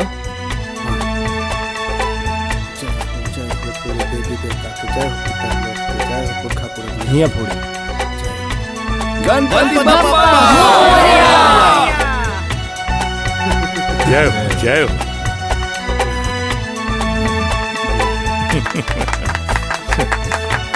पंडित जी, हमरे बाप दादा के जमाने से हमारी खेत बंजर पड़ल रहे। अब स्कूल बन जाई तो गाँव वालन के काम आई और इस जमीन का भी भाग्य खुल गए। चला मिस्त्री भैया फटाफट काम शुरू करा। अच्छा ये बतावा कितना टाइम लगेला स्कूल बने में? 2 तो लगे जी। 2 महीना? 2 महीना ना 2 साल लगी। 2 साल? अरे भैया स्कूल बनावे के बा कौनो ताजमहल ना, इतना बहुत टाइम बता रहा बा। हम 4 आदमी बने जाना, और भी लोग के जरूरत पड़ी ना। ये सही बात कह रहे हैं, हमें और लोगों की जरूरत पड़ेगी। सब लोग यहाँ चढ़ाई। चली अब रो कुदारी उठाई और हिया कोड़ी। पकड़ ला दुल्हन। बोलो बजरंग बली की जय। बाबूजी आज मुहूर्त बहुत अच्छा बा, पापा ये लीजिए। हम चाहते हैं कि इस स्कूल का उद्घाटन आपके हाथों से हो। हाँ बहू, हम तो चाहते कि तू पीता खाट के स्कूल के अंदर ले चल हम लोग के का स्कूल खोले का पूरा श्रेय तोहार। ठीक है, ये लीजिए, रिबन काटिए अपने हाथ से।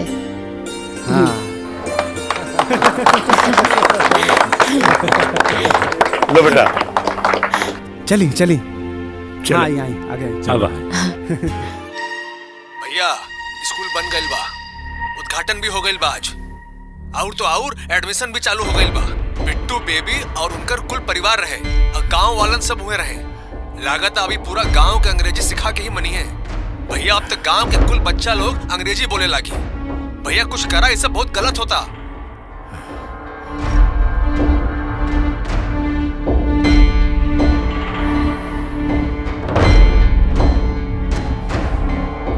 ए कनक के मम्मी, कनक के मम्मी। हाँ ए सुना था? अरे जी पापा। हाँ जी का भाई। काल इनकर सारा सामान पैक करा, अभी बनारस रहिए। एगो बहुत बढ़िया स्कूल में इनकर एडमिशन करावता नहीं, जिसमें सवेरे से लेकर सांझ ले अंग्रेजी बोलल जाला। जा तैयारी करावा। माई हम ना जाए। कस्तूरी कुंडली बसे मृग ढूंढे वनमाही। का कहल चाहता रो? रोआ के इहे समझावता नहीं कि जब अपना गांव में इतना बढ़िया स्कूल खोल गइल बा तो का जरूरत बा कनक के दूसरे स्कूल भेजे के। अरे गांव के स्कूल में पढ़े लागी तो गवार हो जाए, शहर में पढ़ावल जरूरी बा। और बिटुआ के मेहरारू के स्कूल में था, साधारण स्कूल में ना पढ़ी हमार बेटी। पापा लेकिन स्कूल नीमर हो चाहे बाउर, वो काम तो टीचर करेली ना। और बेबी मैडम कितना नेक बानी, यही से तो पूरे गांव का बच्चा उनकर स्कूल में जात बा। प्लीज हमरा के जाई दी। ई बिटुआ के मेहरारू जन बिया नु पूरा गांव के भविष्य खराब करी, तबे सब केहू के बुझाई। देखा बेटी, हम तहर बाप है और हम तहरा भविष्य के संगे खिलवाड़ देखी कर सकत। ठीक? पर पापा जे कहा तनी से मान ला। जा पैकिंग करा, जा।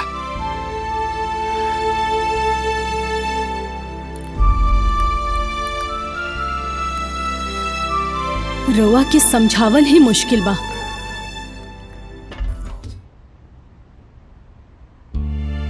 नमस्ते भैया। हिला रखा। प्रणाम भैया। पीछे रख दा। नमस्ते भैया। प्रणाम। प्रणाम। पापा अरे हमरा के बेबी मैडम के पास पढ़े के बा। अपना एडमिशन करावे। अरे बात के लिए वीडियो से। अरे बेटा हम कहनी दो कि बढ़िया स्कूल में तारा एडमिशन करावता नहीं। हाँ ठीक है। हमरा के नहीं खिंचाए के। अरे हम जो कह दे नी उस सुना। बाप ही तहार हमेशा तोहार भलाई सोचे। बेटा हमार बहुत भारी इंग्लिश सीखी। बैठा बेटा आराम से। बात भेज वीडियो साहब से। आज ना था काल हम लौट के आई। कल फिर एक बार तुम करा के हम याद दिला देगा। काम हो जाए, टेंशन मत ले। हम होते ही सारा काम करा देगा। चाय वाय सब हो गई ना बढ़िया से? अच्छा टेंशन नहीं खे, काम हो जाए। मानी नो हम। Excuse me. हेलो। ये नया आदमी क्या हो? है आवा कहाँ से आयल भाई? I have to go on this address. Please help me.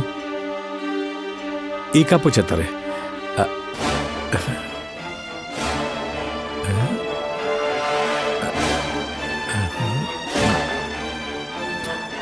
बुझाते नहीं क्या का लिखल बा? अब देखा था का लिखल बा, पढ़ा? नहीं क्यों बुझात भैया? अंग्रेजी में लिखल बा, तारा बुझाता हो? अरे नहीं क्यों बुझात? ये ले।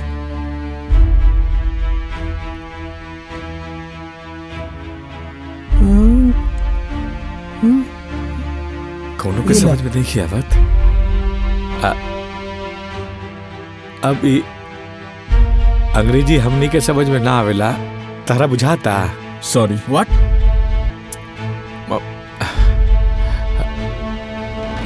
पापा मैं देखती हूँ। अरे बेटा ये अंग्रेजी में लिखल बा, तारा के कैसे समझ में आई ला?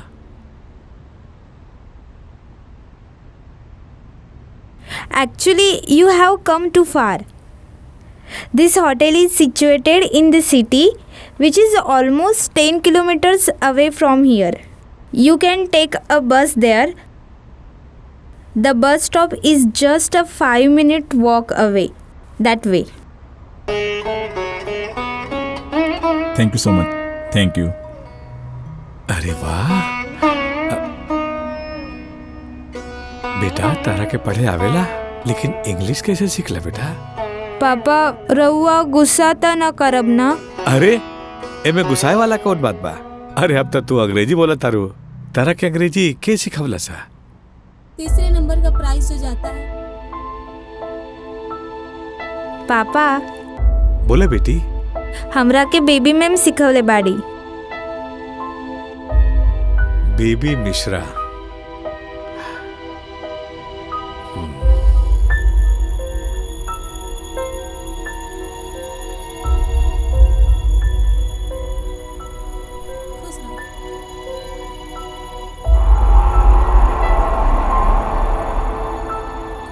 Baby ma'am.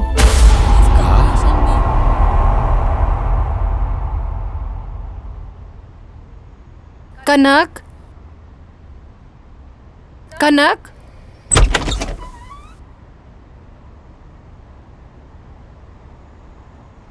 नमस्ते। नमस्ते। सब बढ़िया? हाँ जी बढ़िया। हाँ आई ना, अंदर आई। नहीं नहीं, मुझे बाहर और भी लोगों के पास जाना है। मैं बस इसलिए आई थी आपके पास कि गांव के सारे ही बच्चे मेरे पास पढ़ने आ रहे हैं, सिवाय कनक के। कुछ प्रॉब्लम है क्या? आप नहीं चाहते कि कनक पढ़े, आगे बढ़े? हम तो चाहत बानी और कई बार कोशिश भी कईनी कनक के रउआ लागे भेजे के, लेकिन इनकरा पापा के पसंद नहीं खे रउआ लागे पढ़ावे भेजे खातिर। अच्छा, मैं समझ सकती हूँ, लेकिन देखिए कुछ ना कुछ तो करना ही पड़ेगा। चाहे कुछ बहाना बनाइए, झूठ बोलिए या छुप छुपा कर। कनक के उज्जवल भविष्य के लिए प्लीज उसे मेरे पास पढ़ने भेजिए। मुझे यकीन है कि जिस दिन उसमें बदलाव देखेंगे, उसके पापा की सोच खुद ब खुद बदल जाएगी। जी हाँ, कोशिश करिएगा। चलिए, नमस्ते। नमस्ते।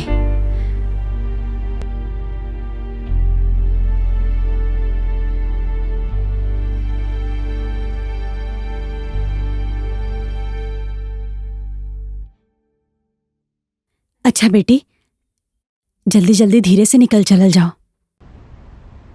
पर माई, हमरा के ई बात बाबूजी सौंपले बानी, गलत नइखे न लागत तोरा? कबो कबो अच्छा काम करे खातिर गलती छुपावे के पड़ेला। ए जी, माफ कर दी हमरा के। रउआ से बिना पूछले हम कनक के बेबी के स्कूल में भेजत रहनी।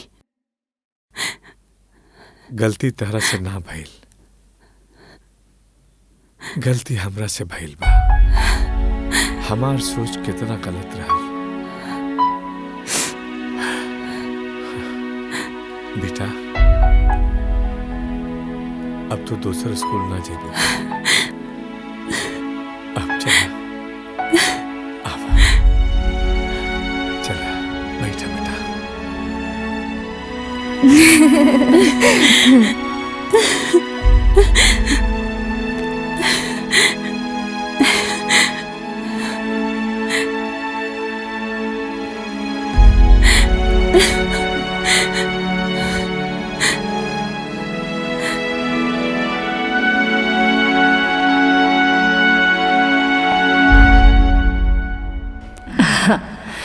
यहाँ मौजूद सभी बच्चों को good morning.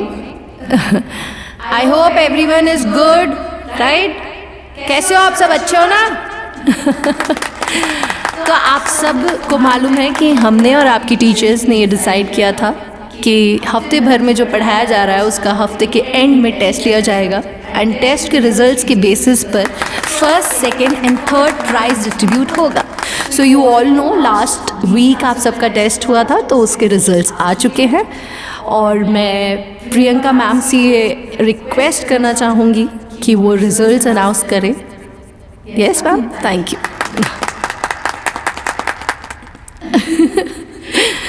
Am so excited.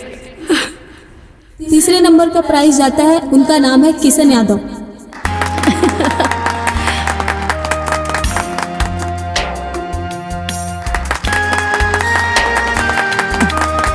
इला, कॉन्ग्रेचुलेशंस।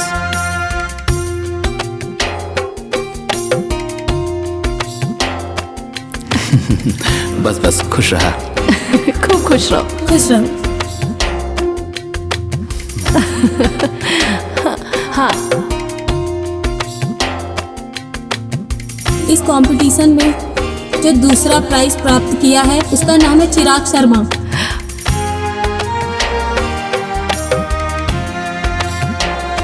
अरे ला,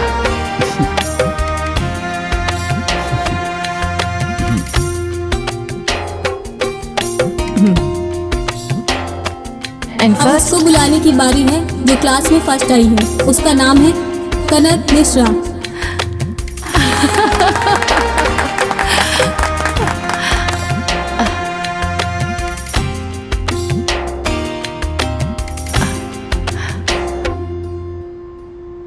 ये हम सब के लिए बड़े दुर्भाग्य की बात है कि हमारे स्कूल की इतनी ब्राइट स्टूडेंट हमारे बीच फर्स्ट आने पर भी अपना प्राइज कलेक्ट करने यहाँ पर नहीं आ सकती। कनक अपने पापा से छुप छुपा कर यहाँ पर पढ़ाई करने आती थी और आज हमारे बीच वो नहीं आ पाई है तो शायद उसके पापा को पता चल गया होगा ये सच और इसीलिए उन्होंने स्कूल आने से उसे रोक दिया होगा। मेरा सपना सिर्फ स्कूल बनाने का नहीं था, मेरा सपना अब भी अधूरा है और मेरा सपना तब तक अधूरा रहेगा जब तक बच्चों को पढ़ने की आज़ादी नहीं दी जाएगी इस जिले में।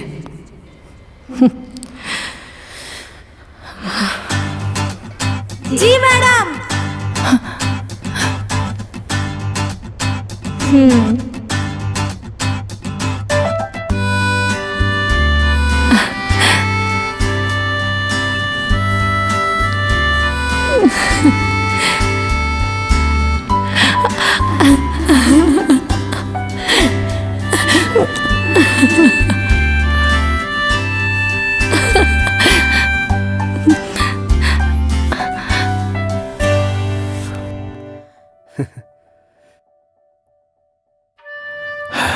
अब तो तेरा सामने खड़ा होके मैं भी शर्म आवता। हम तो तेरा बारे में बहुत बुरा भला सोचत रहनी है, बाकी तू तो निस्वार्थ भाव से गांव के शिक्षित करत रहला। हम नेक काम में हाथ बटावे के बजाय बेइज्जती करौनी है। हम गलत रहनी है, हमरा के माफ कर दी। हम राउर, हमार बेटी और पूरे गांव के गुनहगार बनी, माफ कर दी। आपको इतनी आसानी से माफी नहीं मिलेगी। जो आपने गलती की है उसकी सजा तो आपको भुगतनी पड़ेगी। आज भी कई बच्चे हैं जो पढ़ना चाहते हैं, स्कूल जाना चाहते हैं, पर उनके माँ बाप के दबाव से वो नहीं आ पा रहे हैं स्कूल। आपकी ये सजा है कि आप घर घर जाइए, उनके माँ बाप को समझाइए और बच्चों को स्कूल तक लेकर आइए। हाँ बिल्कुल, और ये हमार सजा ना प्रायश्चित करे के मौका बा। पाप के लिए बने प्रायश्चित जरूर करब। प्राइज लिया जाए तो अब हम अपना फर्स्ट प्राइज कनक मिश्रा को देंगे। इला।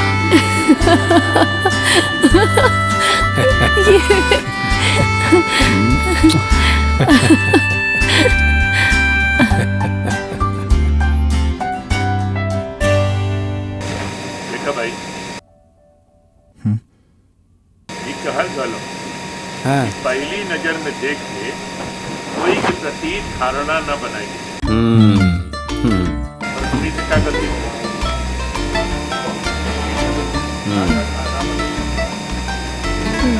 जा।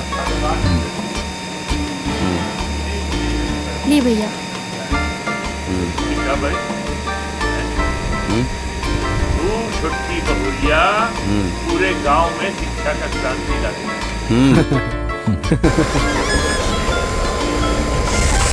ठीक है।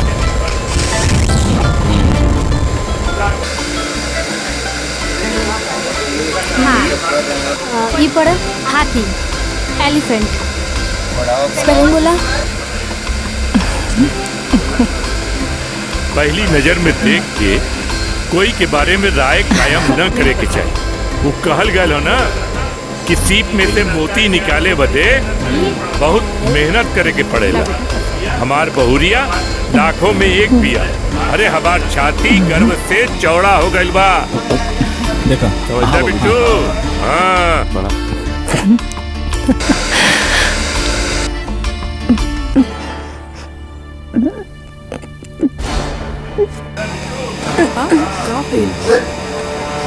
ए मजलो का भइल छोटकी के चला देखा तो।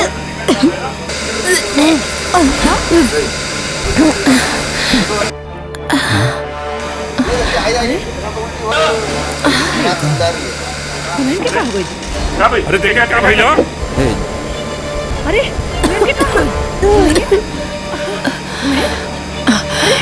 पढ़ू ना। नहीं नहीं मम्मी ठीक है। अरे हाँ हाँ ठीक हो, फिक्र मत करिए। अरे बिट्टू देखा तो का भाई? अरे ठीक हूँ सच में। हाँ फिर गोबरिया गोबर के फायदा ही खाली के गोबरिया मत खा। अरे मम्मी पहले बात तो सुनिए। अरे एक सेकंड मम्मी बात सुनिए। आप दादी बनने वाली हैं। बधाई हो बिट्टू, बधाई हो बाबूजी। अम्मा कहोगे बधाई हो। अम्मा अरे हमारे घर में एक के साथ इतना खुशी।